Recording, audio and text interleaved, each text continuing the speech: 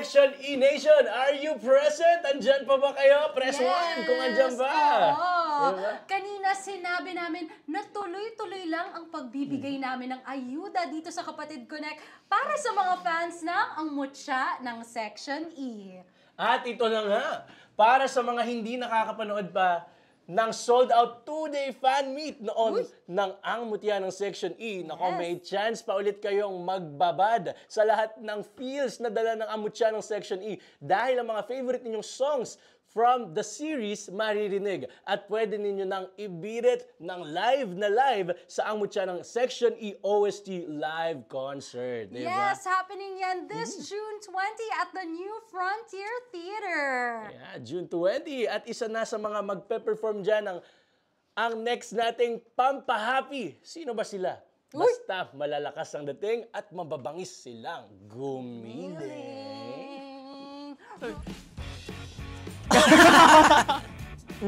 Hindi ako Pakita ko sa'yo mamaya. Hi everyone, I'm Gat Ethan. I'm Gat Charles. I'm Gat Derek. I'm Gat Hans. And we are GAT!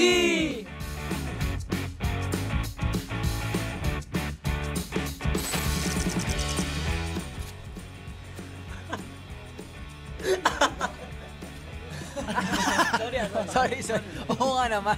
Hindi kasi, siyempre. Bakit siya nag-explain sa sa'yo?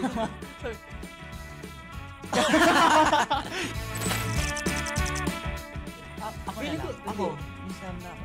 7K. Mapakita ko sa'yo yun. Kinama ko. Parang scam. Mag-ano dapat ako? Parang installment. Ayan. Installment ng cellphone. Tapos nag-transfer na ako. Tapos hindi. Binala ka na. I would think Derek is the most likely get scam.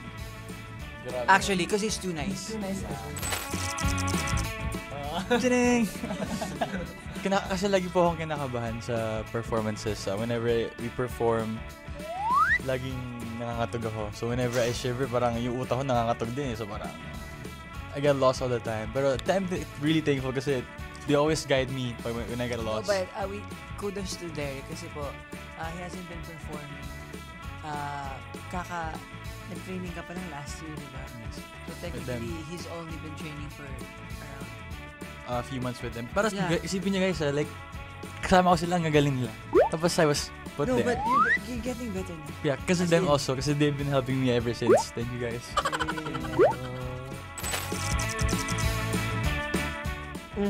Hindi ako Hindi ako. Ay, alam ko na. Wala dito ngayon si Michael. Ay, gagi! Yung isa pong kagrupo namin nasa US.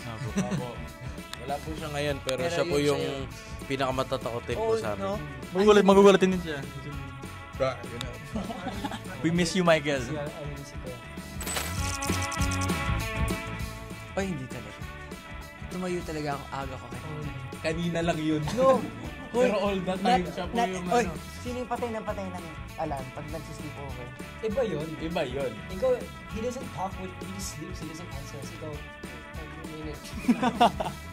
siya hindi niya pinansin talaga yung alarm.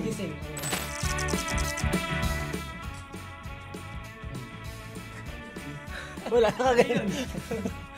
Me po, I always ask to train again or mag-rehearse po ulit kasi ako po yung laging makakalimutin. Pero si Ethan, siya po kasi yung perfectionist. Gusto po niya laging maayos kami.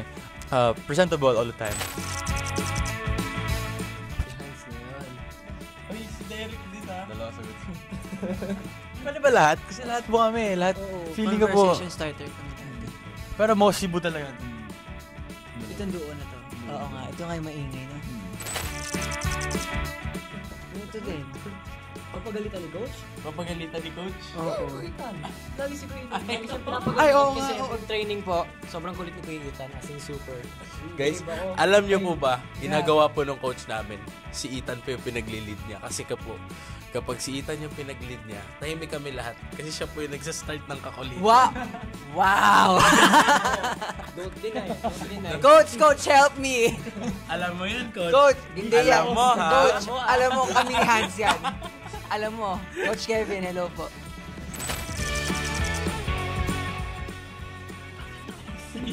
Lagi na lang ako. Hindi ako, marupok ako sa family ko, sa kapatid ko, naiiyak ako palagi pag kapatid ko.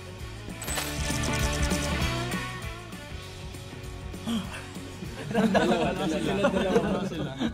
Si Ethan po, lagi po siyang pero hindi niya sinasabi na libre ko na to. Ano siya? Mag-asasabi lang siya na anong gusto niya sa ganito. Grabe naman yun. Siya yung lagi leader type of person. Siya yung lagi nag-organize namin all the time. Contradicting yung sinabi nyo kanina. Leader, tapos yung nangungulit na mapagalit. Kasi you can be di ba? You can, ganun siya na. Grabe daling